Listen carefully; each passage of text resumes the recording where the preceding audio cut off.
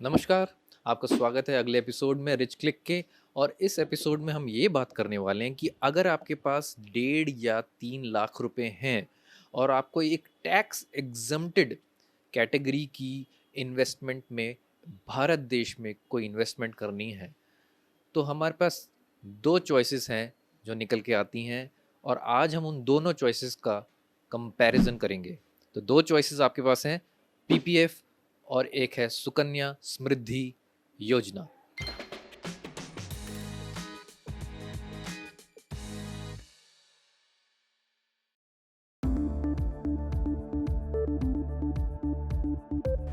अगर आपके पास 3 लाख रुपए हैं और आपको अश्योर्ड रिटर्न्स चाहिए, तो आपको पीपीएफ या सुकन्या समृद्धि योजना, इन दोनों में से कौन सी योजना चूज करनी चाहिए। तो देखिए, दोनों के अपने अपने फायदे हैं और दोनों के अपने अपने कॉन्स कह सकते हैं। नुकसान तो बहुत ज़्यादा नहीं है, लेकिन फिर भी पीपीएफ के अंदर थोड़ी सी आपके पास कंट्रोल ज़्यादा है। और अगर आपने यही एजेंडा बनाया है कि मेरे को अपनी बेटी के लिए ही इन्वेस्टमेंट करनी है, तो सुकन्या समृद्धि स्कीम बहुत अच्छी है, क्योंकि इंटरेस्ट रेट क्वार्टरली दोनों में डिसाइड होगा। गवर्नमेंट क्वार्टरली दोनों के लिए इंटरेस्ट रेट निकालेगी। अब जितना भी इंटरेस्ट रेट पीपीएफ में होगा, उससे 0.5% rate extra Sukanya Samriddhi scheme में होगा।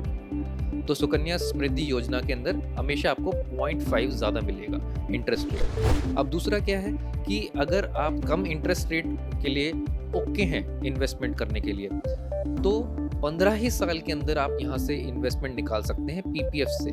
लेकिन सुकन्या समृद्धि योजना से आप 15 साल में पैसे नहीं निकाल सकते, आप पैसे निकाल सकते हैं 21 साल में, 21 ईयर्स में। ये दूसरा डिफरेंस है। तीसरा डिफरेंस ये है कि पीपीएफ के अंदर आपको कुछ समय बाद लोन की फैसिलिटी भी अवेलेबल होती है। सुकन्या समृद्धि स्कीम में ऐसी कोई फैसिलिटी अवेलेबल नहीं है। चौथी कि टैक्स एग्जम्पशन के रूप में देखें तो दोनों ही जो है, दोनों ही योजना है, दोनों ही स्कीम्स एग्जम्प्ट की कैटेगरी में आती है। मतलब कि आप जो पैसा डाल रहे हैं उसका आप 80C के under, 80C section of income tax के अंदर आप डालते हुए अपनी जो इनकम टैक्स फाइल करेंगे उसमें डिडक्शन ले सकते हैं। उतने पैसे पे आपको टैक्स नहीं भरना पड़ेगा।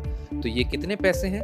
दोनों ही स्कीम में मैक्सिमम अमाउंट सेम है, जो कि है 1.5 लाख रुपए 1 साल का। अब दूसरा एग्जम्पशन है कि जो पैसे निकलेंगे वो भी एग्जम्प्टेड है। और तीसरा एग्जम्पशन ये है, जो पैसे जब निकलेंगे तो उसमें एक इंटरेस्ट का पोर्शन भी होगा बहुत बड़ा, वो इंटरेस्ट पोर्शन भी टोटली टैक्स फ्री है। दोनों ही टैक्स फ्री एकदम है।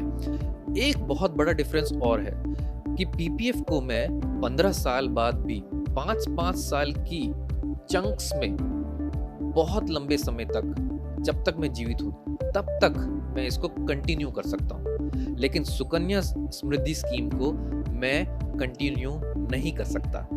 21 साल बाद ये योजना खत्म हो जाएगी और पैसे बाहर निकल आएंगे। इसको कंटिन्यू करने का कोई भी साधन नहीं है।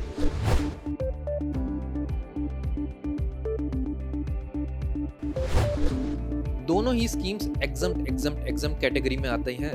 तो क्या टीडीएस लगेगा या नहीं? हमें जो पैसा मिल रहा है, हमें कुछ टैक्स नहीं भरना, लेकिन क्या गवर्नमेंट टीडीएस काट के पैसा देगी? तो आंसर है नहीं। जब एग्जम्प्ट है, जब टैक्स लगना ही नहीं है, तो टीडीएस का कोई सवाल नहीं पैदा होता। आपको जो पैसे मिलेंगे, प्रिंसिपल अमाउंट और जो इंटरेस्ट अमाउंट, दोनों में ही कोई टीडीएस नहीं लगेगा, फुल अमाउंट आपको मिलेगा।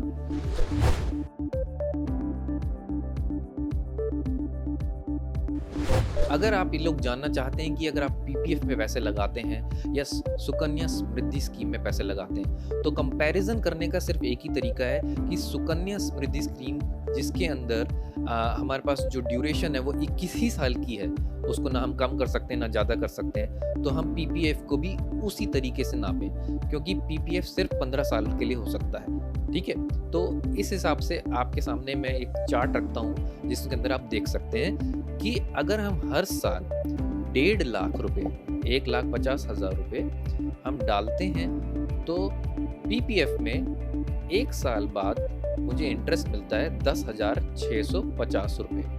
और उस साल का क्लोजिंग बैलेंस हो जाता है 1,60,650 रुपये।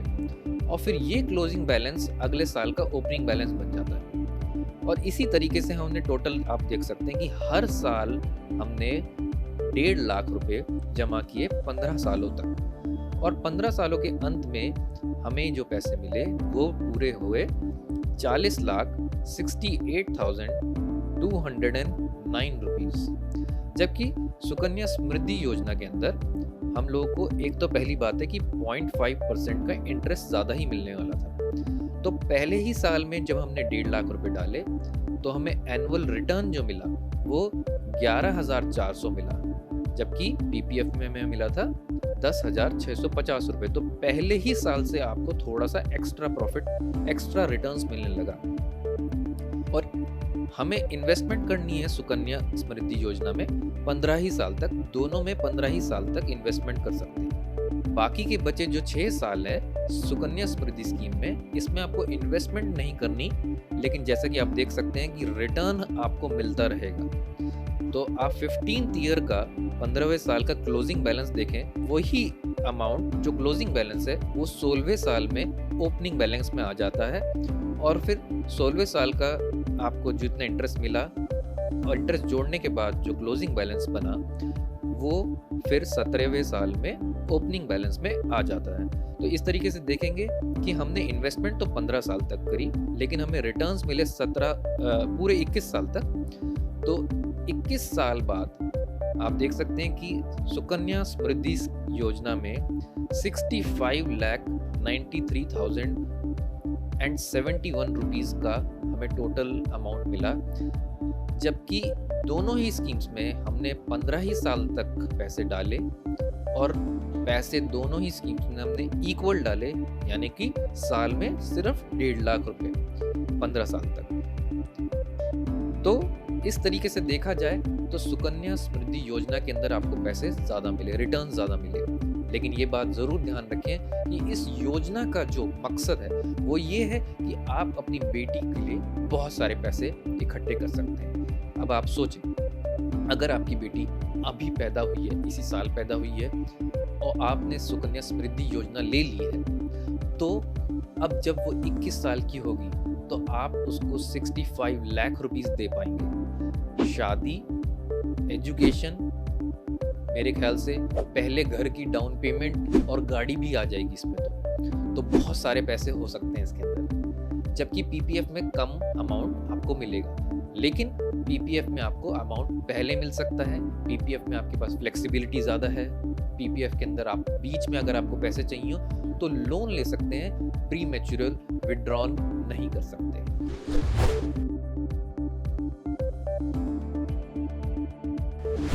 पीपीएफ को जैसे कि हमने देखा कि 15 साल बाद भी 5-5 साल में के चंक्स में हम इंक्रीज कर सकते हैं, हम इसकी ड्यूरेशन इंक्रीज कर सकते हैं जब तक कि हमारी लाइफ है।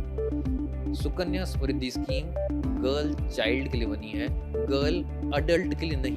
तो जब गर्ल चाइल्ड अडल्ट बन जाती है तो सुकन्या समृद्धि योजना खत्म हो जाती है।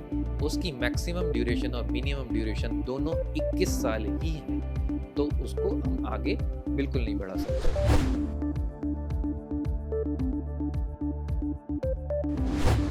पीपीएफ के केस में आप एक ही अकाउंट खोल सकते हैं, एक इंडिविजुअल एक ही अकाउंट खोल सकता है। सुकन्या समृद्धि योजना के केस में पहले एक ही अकाउंट खोल सकते थे, लेकिन अब नया जो रूल है उसके हिसाब से आप 2 अकाउंट 2 बेटियों के लिए खोल सकते हैं। इसके अंदर भी एक एक्सेप्शन है कि अगर पहली बेटी आपकी हुई, आपने सुकन्या समृद्धि योजना ले ली, अब जब आपकी दूसरी बेटी हुई तो ट्विंस हुए, 2 बेटियां एक साथ हुई, तो आप इस केस में 3 सुकन्या समृद्धि योजनाएं ले सकते हैं। लेकिन अगर सेकंड टाइम में ट्विंस नहीं होते हैं तो आप सिर्फ 2 ही सुकन्या समृद्धि योजना ले सकते हैं। उसी प्रकार से अगर आपकी पहली बेटी ही ट्विंस होते हैं तो आप एक साथ ही 2 सुकन्या समृद्धि योजना ले लेंगे, और जब तीसरी बेटी होगी तो आप नहीं ले पाएंगे सुकन्या समृद्धि योजना। तो उस प्रकार से आप देख सकते हैं कि अगर आप सुकन्या समृद्धि योजना लेना चाहते हैं तो आप 3 लाख रुपए पूरे टैक्स एग्जम्प्ट कैटेगरी में आप आराम से इन्वेस्ट कर सकते हैं। लेकिन पीपीएफ के केस में आप 1.5 लाख ही कर सकते हैं, 1% 1.5 लाख कर सकता है ना? तो अगर आपके पास 3 लाख रुपए हैं तो आप इस तरीके से भी प्रोपोर्शन बना सकते हैं कि मैं आधे पैसे पीपीएफ में डाल दूं और आधे पैसे मैं सुकन्या समृद्धि योजना में डाल दूं। एक बहुत इंपॉर्टेंट फर्क यहाँ पर आपको समझ में आ रहा होगा, वो ये है कि पीपीएफ भारत देश का कोई भी नागरिक, कोई भी सिटीजन खोल सकता है, लेकिन सुकन्या समृद्धि योजना सिर्फ एक गर्ल चाइल्ड का पेरेंट ही खोल सकता है। सारे लोग नहीं खोल सकते चाह के भी। मैं आशा कर रहा हूँ कि आपको इससे समझ में आ रहा होगा कि दो जो बहुत मेजर भारत देश की एग्जाम कैटेगरी वाली योजनाएं हैं, इसमें आपको समझ में आएगा कि आप किस में पैसे लगा सकते हैं, किस में पैसे नहीं लगा सकते। अगर जो भी हमने बात करी है इसकी पीडीएफ आप डाउनलोड करना चाहते हैं तो नीचे डिस्क्रिप्शन में इसका लिंक दिया हुआ है, आप जरूर डाउनलोड करिए। और आप फाइनेंस की दुनिया में आगे बढ़ना चाहते हैं, अपनी फाइनेंशियल फ्रीडम पाना चाहते हैं और फाइनेंशियल अबंडेंस के जर्नी पे निकल जाना चाहते हैं, तो मैंने एक मास्टर क्लास आप लोगों के लिए बनाई है जो एकदम मुफ्त है, फ्री है। आप इसको देख सकते हैं। इसमें आपको बहुत सारी नॉलेज मिलेगी जिससे कि आप अपनी जर्नी टुवर्ड्स इन्वेस्टिंग और उससे फिर फाइनली फाइनेंशियल फ्रीडम तक पहुंचना कैसे, इस पे शुरुआत कर सकते हैं। मिलेंगे हम अगले वीडियो में। मेरा नाम है कीर्तिमान शर्मा। नमस्कार।